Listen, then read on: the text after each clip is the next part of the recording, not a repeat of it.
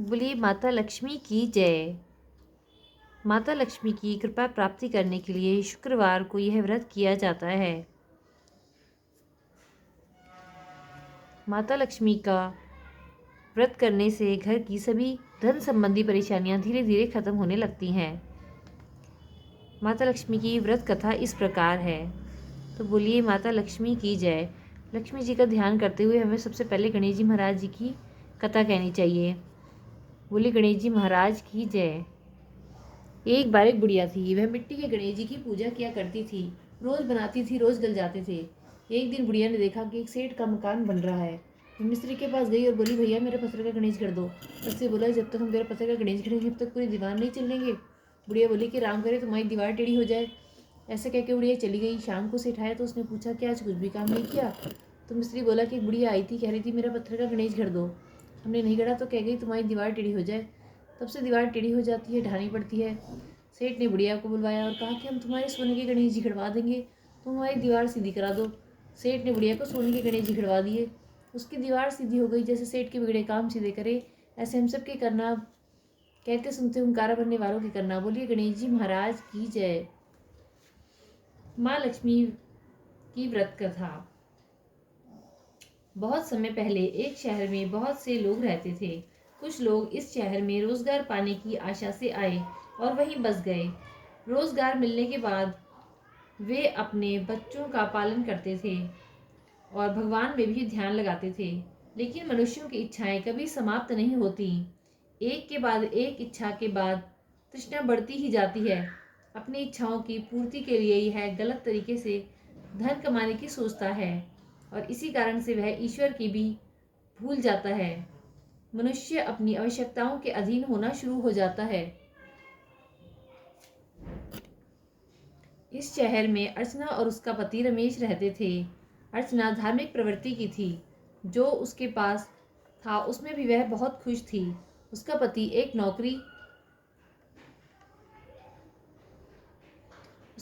Factory में नौकरी करता था। जो भी वह कमाता था उसी में दोनों का गुजारा अच्छी तरह से हो जाता था। लेकिन बुरा वक्त आते हुए देर नहीं लगती। रमेश की दोस्ती बुरे लोगों से हो गई और वह गलत रास्ते पर चलने लगा। रमेश को शराब, जुआ, रेस का शौक लग गया। वह पहले से जमा की हुई धनराशि को खत्म करने लगा। अर्चना घर के काम में ही लगी रहती थी। पति की सेवा करती थी, वह पूजा पाठ में लगी रहती थी। अब रमेश शराब पीकर अर्चना को मारता पीटता भी था। घर में खाने के भी लाले पड़ गए। रमेश अर्चना को गालियां भी देने लगा। अर्चना को अपने पति के व्यवहार से बहुत दुख होता था, लेकिन फिर भी उसने भगवान के प्रति अपनी श्रद्धा नहीं छोड़ी। वह हमेशा माँ लक्ष्मी से इस दुख को सहने की शक्ति मांगती थी। अर्चना की इस प्रकार की भक्ति से माँ लक्ष्मी का हृदय पिघल गया और उसी समय अर्चना को अपने कानों में आवाज आती महसूस हुई, तुम्हारी आराधना सफल हो गई है, उठकर द्वार खोलकर देख कौन आया है। अर्चना ने देखा, एक तेजस्वी ब्राह्मण। अर्चना से बोले कि जय माँ लक्ष्मी बोलो, माँ ने तुम्हारी प्रार्थना सुन ली है और कुछ खाने की सामग्री, आटा, दाल व घी आपके घर में पहुंचाने के आदेश हुए हैं। अर्चना ने पूरी शक्ति से कहा कि जय माँ लक्ष्मी। ब्राह्मण बोले, बेटी मैं माँ लक्ष्मी जी के मंदिर का पुजारी हूँ। अगर तुम अपने घर की सुख शांति चाहती हो व गृहस्थी चलाने के लिए धन धान्य व लक्ष्मी जी की कृपा चाहती हो तो माँ वैभव लक्ष्मी का व्रत करो। इस व्रत को करने से ही तुम्हारी सभी मनोकामनाएं पूरी होंगी। अर्चना ने पुजारी जी से निवेदन करते हुए कहा, पुजारी जी मुझे इस व्रत को करने की विधि समझा दीजिए। मैं माँ की पूजा तो पहले से ही कर रही हूँ, लेकिन व्रत की विधि मुझे आज तक नहीं मालूम है। तब पुजारी जी ने व्रत के करने की विधि इस प्रकार बताई। माँ लक्ष्मी जी के व्रत को वैभव लक्ष्मी व्रत कहा जाता है। जो मनुष्य श्रद्धा एवं भक्ति से इस व्रत को करते हैं उनकी सभी मनोकामनाएं पूर्ण होती हैं। उन्हें धन धान्य ऐश्वर्य समृद्धि प्राप्त होती है। यह व्रत शुक्रवार को रखना चाहिए। प्रातः शौच व स्नानादि से निवृत्त होकर शुद्ध कपड़े पहनो। सुबह पूर्व दिशा की ओर शुद्ध आसन पर बैठें। लकड़ी के पाटे पर श्री यंत्र व माँ वैभव लक्ष्मी का चित्र रखें। माँ के सामने बैठकर जय माँ लक्ष्मी का ही उच्चारण करें और जितने भी व्रत करने हो, जैसे 5, 11, 21 या 51, उनका संकल्प लें। पूरे दिन जय माँ लक्ष्मी का मन ही मन उच्चारण करें और अपने मन के भावों को शुद्ध रखें। सायंकाल के समय पूर्व दिशा की ओर मुंह करके शुद्ध आसन पर बैठें। एक लकड़ी के पाटे या चौकी पर लाल कपड़ा बिछाकर उस पर श्री यंत्र और माँ लक्ष्मी वैभव लक्ष्मी का चित्र रखें। एक पीतल या कांसे की प्लेट या कटोरी में रखें, उसमें कोई सोने या चांदी का आभूषण रखें। अगर आभूषण उपलब्ध ना हो पाए तो रुपए का सिक्का रख लें।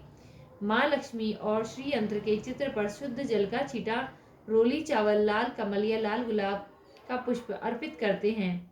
धूप बत्ती या अगरबत्ती दिखाते हैं। देसी घी का दीपक जलाते हैं। पूजा के समय जय माँ वैभव लक्ष्मी का उच्चारण करना चाहिए। पूजन करने के बाद 5 बताशों का भोग लगाना चाहिए। अपनी सामर्थ्य अनुसार फल या मिठाई का भोग भी लगाना चाहिए। तत्पश्चात प्रसाद को उपस्थित भक्तों में बांट देना चाहिए। माँ वैभव लक्ष्मी के जितने व्रत का संकल्प लिया हो उतने व्रत को करने के पश्चात उद्यापन कर देना चाहिए।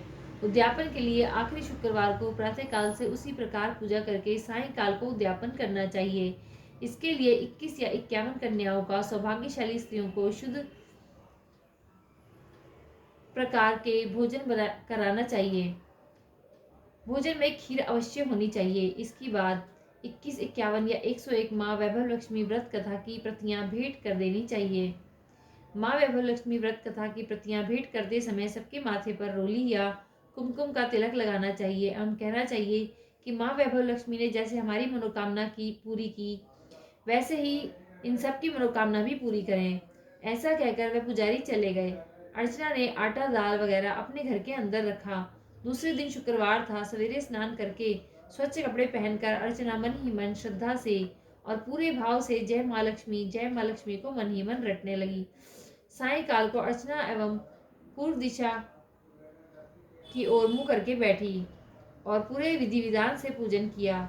रात में पति के आगे आने पर अर्चना ने उसे प्रसाद खिलाया। प्रसाद खाते ही पति के स्वभाव में फर्क पड़ गया। इससे अर्चना के मन में वैभव लक्ष्मी व्रत के लिए श्रद्धा और भी बढ़ गई। अर्चना ने पूरी श्रद्धा भक्ति से 21 शुक्रवार तक वैभव लक्ष्मी व्रत को किया। 21वें शुक्रवार को पुजारी के कहे अनुसार उद्यापन किया। 21 सौभाग्यशाली स्त्रियों को वैभव लक्ष्मी व्रत की पुस्तकें भेंट की। फिर माँ के धान्य लक्ष्मी रूप को मन ही मन प्रार्थना करने लगी कि हे माँ धनलक्ष्मी, जय मैंने आपके 21 वैभव लक्ष्मी व्रत करने का संकल्प किया था, वह मैंने पूरा कर लिया है। हे माँ, हमारा सबका कल्याण करो। जिसे संतान न हो उसे संतान देना, सौभाग्यशाली स्त्री का सौभाग्य अखंड रखना, कुंवारी लड़कियों को मन भावन पति देना। जो भी आपका यह चमत्कारी वैभव लक्ष्मी व्रत करे उनकी सब विपत्ति दूर करना, सब पर अपनी कृपा दृष्टि रखना। हे माँ, हमारा प्रणाम स्वीकार करना। इस तरह अर्चना ने श्रद्धा पूर्वक माँ वैभव लक्ष्मी का व्रत किया और उसे उस व्रत का फल भी मिला। अर्चना का पति सही रास्ते पर आ गया और पहले की तरह ही अपना कार्य करने लगा। माँ वैभव लक्ष्मी व्रत के प्रभाव से उसका व्यवसाय अच्छा चल निकला। घर में पहले जैसी सुख शांति छा गई। वैभव लक्ष्मी व्रत का ऐसा प्रभाव देखकर दूसरी स्त्रियां भी वैभव लक्ष्मी व्रत को करने लगीं। हे माँ वैभव लक्ष्मी, जैसे आपने अर्चना की समस्याएं दूर की और उन पर प्रसन्न हुई, उसी तरह आप सब पर प्रसन्न होना, सबको सुख शांति प्रदान करना। जय माँ वैभव लक्ष्मी। जय भगवान विष्णु। माँ लक्ष्मी के प्रताप से सुख संपत्ति की भी प्राप्ति होती है। इसके लिए कथा इस प्रकार है। एक शहर में सरिता नाम की स्त्री रहती थी। उसके 3 बच्चे थे एवं वह पति के साथ बड़े सुख से जीवन काट रही थी। अचानक ही उसका पति बीमार हो गया। घर में जो भी जमा राशि थी सब पति के इलाज में खर्च हो गई। पति काम पर नहीं जा सका। घर में रुपए पैसे की बहुत तंगी हो गई। सरिता के पड़ोस में एक स्त्री ने माँ वैभव लक्ष्मी की एक पुस्तक भेंट की। सरिता ने उस स्त्री से पूरी व्रत की विधि समझ ली। फिर घर आकर उस पुस्तक का अध्ययन किया। सरिता ने शुक्रवार के दिन 11 व्रत का संकल्प लिया। सरिता ने पूरी श्रद्धा एवं विश्वास से माँ वैभव लक्ष्मी व्रत को किया। अभी 2 व्रत ही किए थे कि पति की तबीयत धीरे धीरे ठीक होने लगी और वह काम पर भी जाने लगे। काम भी पहले से अच्छा चलने लगा। माल के अच्छे दाम मिलने लगे। इसी प्रकार घर में धन की वृद्धि हो गई। सरिता ने 11वें शुक्रवार को विधि विधान पूर्वक उद्यापन किया और 51 पुस्तकें माँ वैभव लक्ष्मी व्रत की भेंट की। मोहल्ले की अन्य स्त्रियां को भी माँ वैभव लक्ष्मी व्रत की महिमा बताई। जिस प्रकार माँ वैभव लक्ष्मी ने सरिता का भला किया, उसी प्रकार अन्य भक्तों का भी भला करेंगी। बोलो माता लक्ष्मी की जय। भगवान विष्णु की जय। माँ वैभव लक्ष्मी की कृपा से नौकरी की प्राप्ति की कथा। एक नवयुवक था दिनेश, जो कि अपने माता पिता की इकलौती संतान था। दिनेश को पढ़ाने लिखाने में माँ बाप ने अपनी अधिकांश पूंजी लगा दी थी। दिनेश ने भी मेहनत से पढ़कर अच्छे नंबरों से पोस्ट ग्रेजुएट किया और 1 साल की ट्रेनिंग भी कर ली। दिनेश को लगता था कि इतने अच्छे नंबरों में तो नौकरी आसानी से मिल जाएगी और मैं बेटे का फर्ज अच्छी तरह से निभा लूंगा। लेकिन दिनेश 6 महीने तक अपने प्रमाण पत्र लेकर घूमता रहा, कभी किसी ऑफिस में, कभी किसी ऑफिस में। लेकिन दिनेश को नौकरी नहीं मिली। जहां रिक्त स्थान होता वहां पर भी पहले से ही कितनी ही सिफारिश लग जाती। अंत में दिनेश को भगवान की याद आई और वह मंदिर में गया। वहां पर कुछ स्त्रियां माँ वैभव लक्ष्मी व्रत की बातें कर रही थी। दिनेश ने घर आकर माँ को बताया और बाजार से एक माँ वैभव लक्ष्मी व्रत कथा की पुस्तक ले आया। दोनों ने उस पुस्तक को पढ़ा और माँ वैभव लक्ष्मी व्रत का विधि विधान पढ़ा। दिनेश ने शुक्रवार को ही 11 व्रत का संकल्प लिया और विधि पूर्वक पूजा की। सोमवार को ही दिनेश के इंटरव्यू का पत्र आ गया और दिनेश इंटरव्यू में भी पास हो गया। अगले दिन शुक्रवार से ही पहले ही दिनेश को नौकरी का नियुक्ति का पत्र मिल गया और वेतन भी अच्छा ही मिला। 11वें शुक्रवार को दिनेश ने 11 कन्याओं को भोजन कराया, उनके कुमकुम का तिलक लगाया। दिनेश ने 21 पुस्तकों की प्रतियां भक्तों को भेंट की। अपने मित्रों को भी माँ वैभव लक्ष्मी व्रत के विषय में बताया। जिस प्रकार से माँ वैभव लक्ष्मी ने दिनेश की प्रार्थना सुनी, वैसे ही सबकी प्रार्थना भी सुनेंगी। माँ वैभव लक्ष्मी सब पर कृपा करेंगी। बोलो माँ वैभव लक्ष्मी की जय। छिपे हुए गहने वापस मिले माता वैभव लक्ष्मी की कृपा से। कथा इस प्रकार है। एक शहर में रंजना नाम की नव युवती रहती थी। उसकी नई नई शादी हुई थी। उसे गहने हार वगैरह पहनने का बहुत शौक था। शादी से पहले वह ऑफिस में काम करती थी। शादी के बाद भी उसने नौकरी नहीं छोड़ी, क्योंकि उसकी शादी उसी शहर में हो गई थी। रंजना अपनी शादी में चढ़े हुए अधिकांश गहने पहनकर ऑफिस जाती थी। जब तक समय सही होता है तब तक कुछ नहीं होता, लेकिन जब समय खराब होता है तब बहुत कुछ हो जाता है। उस दिन रंजना को घर जाने के लिए रिक्शा नहीं मिली। उसने सोचा कि थोड़ी सी दूर है, पैदल तो चली जाती हूँ। एक आदमी को, जो बहुत दिनों से रंजना के गहनों को देख रहा था, उस दिन उसे मौका मिल गया। वह रंजना के पास गया और उसे चाकू दिखाकर सारे गहने उतरवा लिए। रंजना को उस दिन अपनी गलती का एहसास हुआ। उसने घर आकर अपनी सास को सारी बात बताई। उसकी सास को माँ वैभव लक्ष्मी पर बहुत विश्वास था, अतः उसने रंजना को माँ वैभव लक्ष्मी व्रत को करने को कहा। साथ ही पुलिस थाने में रिपोर्ट लिखा दी। रंजना ने शुक्रवार को ही 21 व्रत रखने का संकल्प किया। सायंकाल को पूरे विधि विधान से माँ वैभव लक्ष्मी का पूजन किया। सोमवार को ही पुलिस थाने में खबर आई कि उसने अपने गहनों की पहचान कर ली। जब रंजना पुलिस थाने पर गई तो उसने देखा कि उसके ही गहने थे। रंजना ने घर आकर गहने माँ वैभव लक्ष्मी की तस्वीर के आगे रख दिए और फिर 21वें शुक्रवार को 21 सौभाग्यशाली स्त्रियों को खीर प्रसाद के रूप में दी। उनके माथे पर सौभाग्यशाली कुमकुम लगाया और कहा कि जैसे मेरी मनोकामना माता ने पूरी करी, वैसे आप सबकी मनोकामना भी पूरी हो। 21 प्रतियां माँ वैभव लक्ष्मी व्रत की कथा भेंट करने पर माँ की महिमा का गुणगान किया। बोलो माता लक्ष्मी की जय। माँ वैभव लक्ष्मी की कृपा से संतान की प्राप्ति की कथा। एक शहर में रामलाल नाम के एक सेठ जी रहते थे। उनकी पत्नी का नाम मालती देवी था। उन दोनों की शादी को 11 वर्ष बीत गए थे, लेकिन उनके कोई संतान नहीं हुई थी।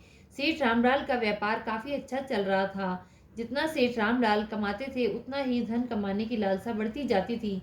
धन कमाने के कारण उन्हें अपनी पत्नी की इच्छाएं भी नहीं दिखाई देती थी। वे सोचते थे कि पत्नी को गहनों कपड़ों के से लादना ही कर्तव्य की इतिश्री है।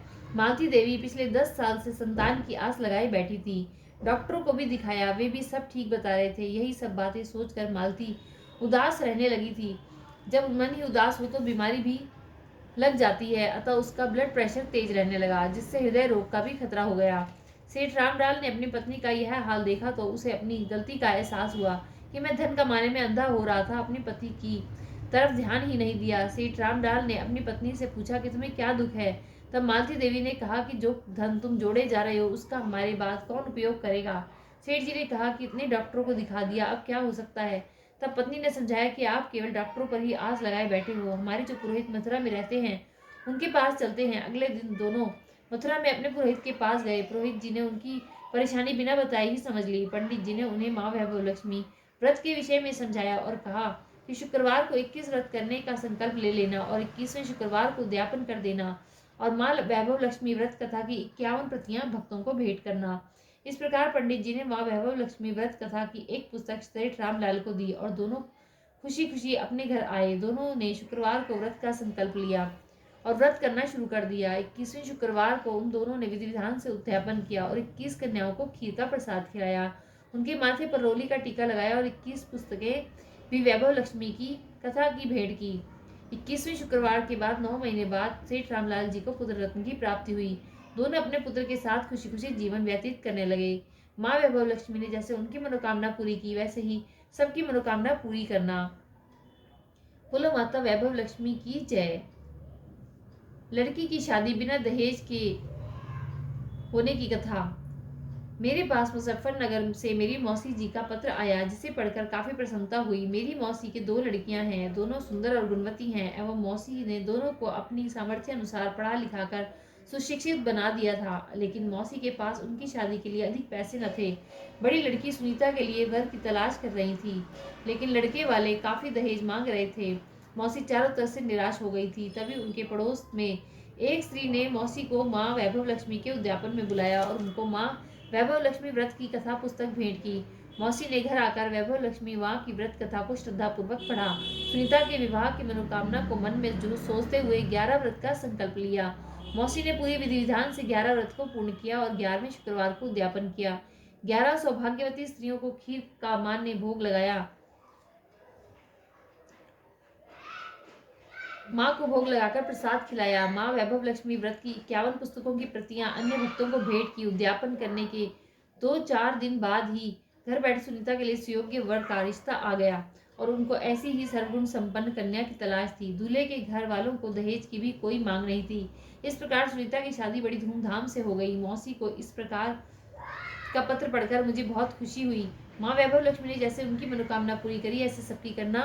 बोलो माता वैभव लक्ष्मी की जय। यदि आपको वीडियो अच्छी लगे तो चैनल को लाइक और सब्सक्राइब जरूर करें। बोलिए और कमेंट में जय माँ लक्ष्मी जरूर लिखें। जय माता लक्ष्मी। जय श्री विष्णु।